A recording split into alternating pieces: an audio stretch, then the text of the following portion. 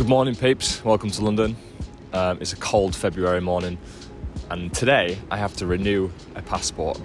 Very boring. So I'm on my way to Her Majesty's passport office, currently at the Bank of England, and I've got about an hour and 30-minute walk. So it looks like an okay morning, a little bit cloudy. I can see some spots of blue sky. So Leica Q2 in one hand, and I'm recording this on my phone because I don't have a microphone, but you didn't need to know that information. Something I always talk about is carrying your camera everywhere.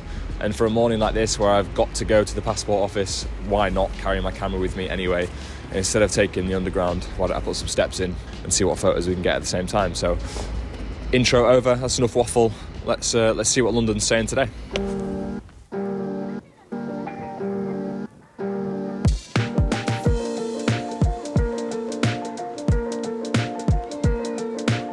Very first image of the day, not too bad. I like how he's adjusting his watch and it is all perfectly framed between the railings.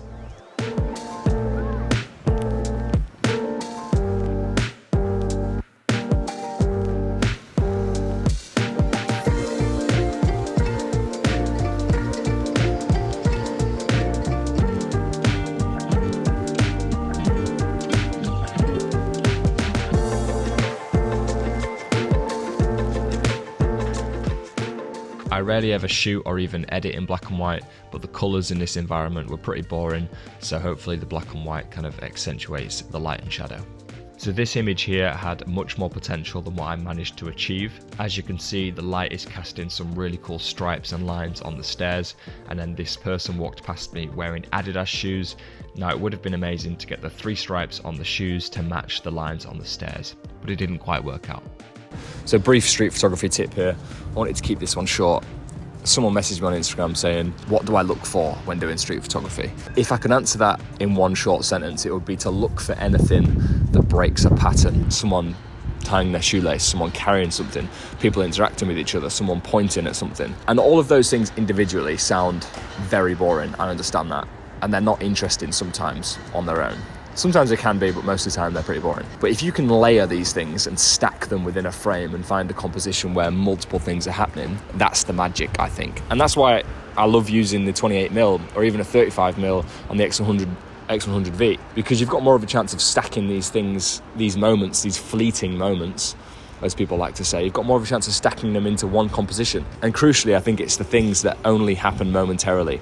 If something is always there, like a building, like Big Ben, for example, I'm not going to take a photo of Big Ben today. It'll always be there. It'll be there next week. Whereas, if you can capture those fleeting moments, that's the magic, I think. So you're looking for stuff that breaks a pattern, that isn't mundane, and something that you find interesting, crucially.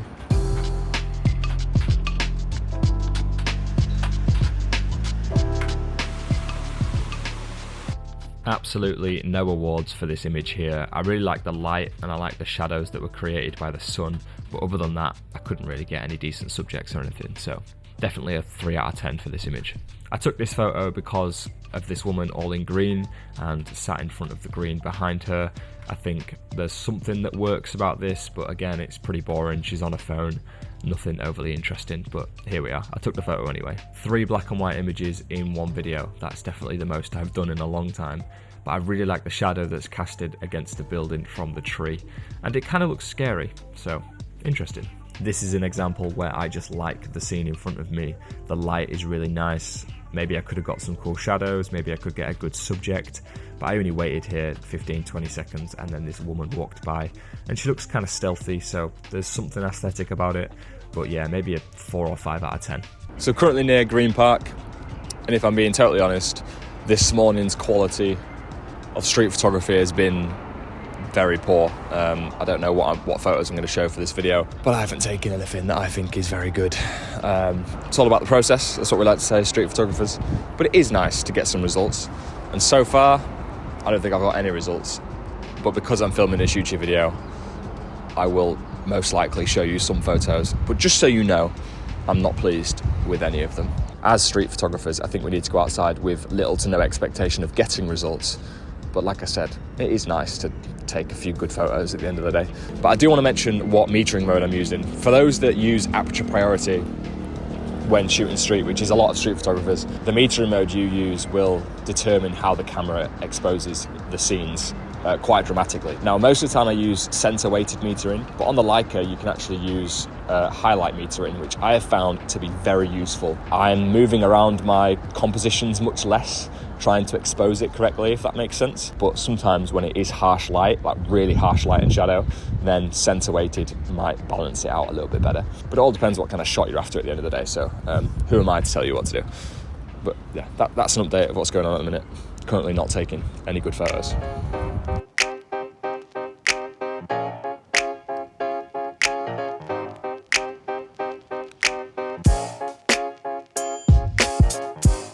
And this is an example of something that I do really like, and I'm pleased I managed to catch this. You've got the contrasting facial expressions from the girl who's smiling in the poster to the guy on the right who's mid-conversation, and I don't know if he's angry or surprised or happy or who knows what he's doing, but I'm happy I caught this moment. It looks kind of cool.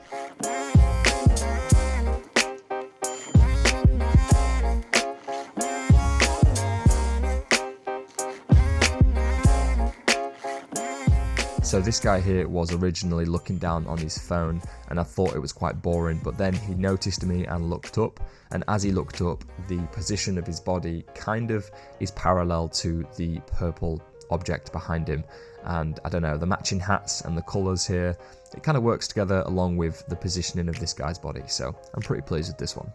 In the end, I think I did get some okay images. I don't want this video to sound like I'm being way too critical of myself, but the plan was obviously to get the passport renewed, and photography was just like a second, priority. And I thought now I would just share some of my thoughts from using Leica Q2, as it has been around a month now. But a couple of questions people seem to be firing my way after a few weeks of using the Q2. The biggest one is, why are you getting rid of the X100V? And I don't know why people think that I'm getting rid of the X100V, because I never said that anywhere. I've still been using the X100V quite a lot. Deciding to pick up the Q2 or the X100V comes down to where I am and what I'm doing, to put it quite simply. So in the evenings, the sun has been setting quite nice, and the skate park is like 5-minute skate, 10-minute walk away. I've got like a sling, and I shove the X100V in the sling just so I've got a camera on me at all times. I do stand by the belief that if you're a street photographer or a documentary photographer, always carry a camera around. You never know what you're gonna see. So for that instance, I'm going out to skate, or if I'm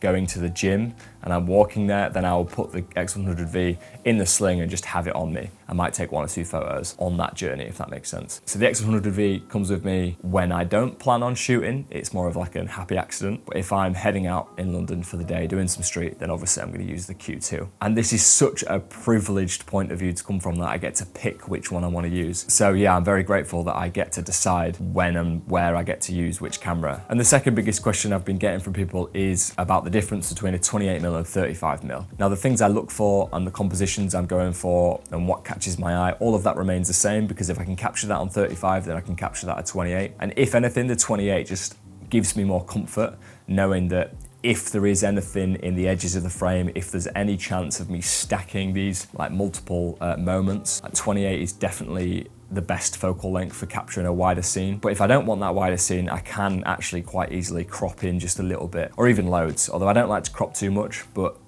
with the Q2 and the files on that camera are just insane, that I've really been cropping into 50mm sometimes for some compositions, and it looks really good. So the difference between 35 and 28, I've not noticed any difference or any restrictions, except for the 28 being easier, in fact, because you've got more to work with. Nearly every single morning now since the new year, I've been going for a walk, like a 45-minute walk with my camera. If it's been raining and it's like -5, then I might give it a miss, but for the most part, the weather's been okay.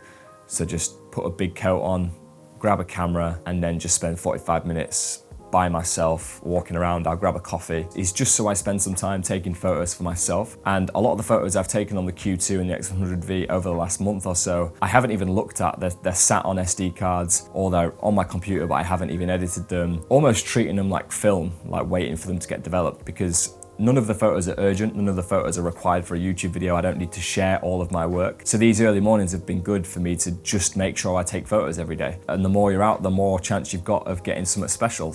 And it's probably been really good for my mental health to just breathe in fresh air and press the shutter button in the morning. I recommend it if you've got time in the mornings. I'm heading out at like 7, half 7, walking into town, grabbing a coffee and walking back. Quite simple, nothing extravagant. My point here is that if I want to get out as much as possible, I just have to make time for it. But those 8 or 9 hours in London are just not realistic every single day. So if I can cram in a quick 30-minute walk in the morning, that seems to be a win for me. Final note here, please hit subscribe because we're on the road to 100,000 subscribers and I want to hit it this year.